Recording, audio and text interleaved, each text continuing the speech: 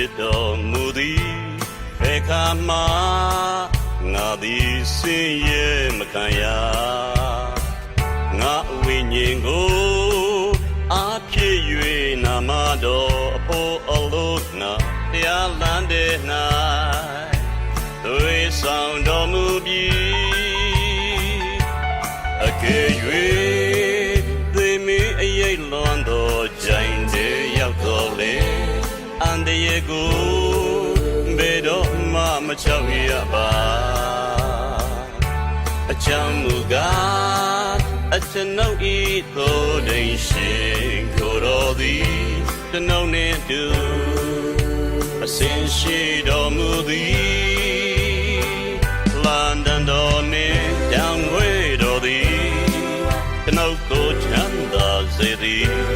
ရန်သူတို့ဤရှိမှကျွန်ုပ်တွေ့စပွဲကိုခင်ပေသည်အကျွန်ုပ်ဤဥကောင်းကိုစီနေလိမ့်ပေတော်မူပြီးကျွန်ုပ်ဤခွဲဖလာသည်ရှံလျက်ရှိပါသည်အကယ်စင်စေကျေးဇူးနှင့်ကရုဏာတော်ကိုခံစား၍သာဝရဖျားအိမ်တော်၌အမြဲနေရမည်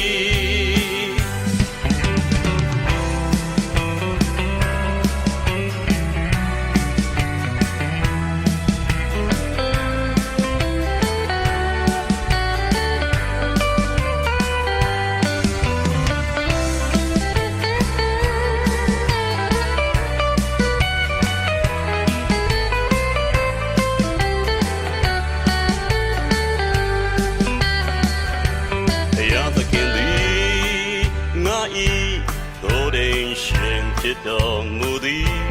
ဘယ်ခါမှငါသည်ဆင်းရဲမခံရငါဝိညာဉ်ကိုအားဖြစ်၍နာမတော်အဖို့အလို့ငါတရားလမ်းတဲ့၌သွေးဆောင်တော်မူပြီးအကယ်၍သေမင်းအရေးလွန်တော်ကြိုင်တဲ့ရောက်တော်လေအန္တရာယ်ကိုဘယ်တော့မှမချောက်ရပါ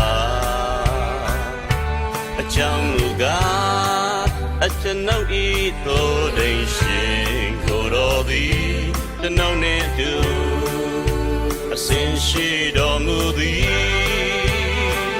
လန်ဒန်တော်နှင့်တောင်ဝဲတော်သည်ကျွန်ုပ်ကိုချမ်းသာစေသည်ရန်သူတို့ဤရှိမှကျွန်ုပ်တွေ့စပွဲကိုခင်ပေသည်အကျွန်ုပ်ဤဥကောင်းကိုစီနေလိမ့်ပေတော်မူပြီးကျွန်ုပ်ဤခွဲဖလာသည်ရှံလျက်ရှိပါသည်အကယ်စင်စေကျေးဇူးနှင့်ကရုဏာတော်ကိုခံစား၍သာဝရဖျားအိမ်တော်၌အမြဲနေရမည်အကယ်စင်စေကျေးဇူးနှင့်ကရုဏာတော်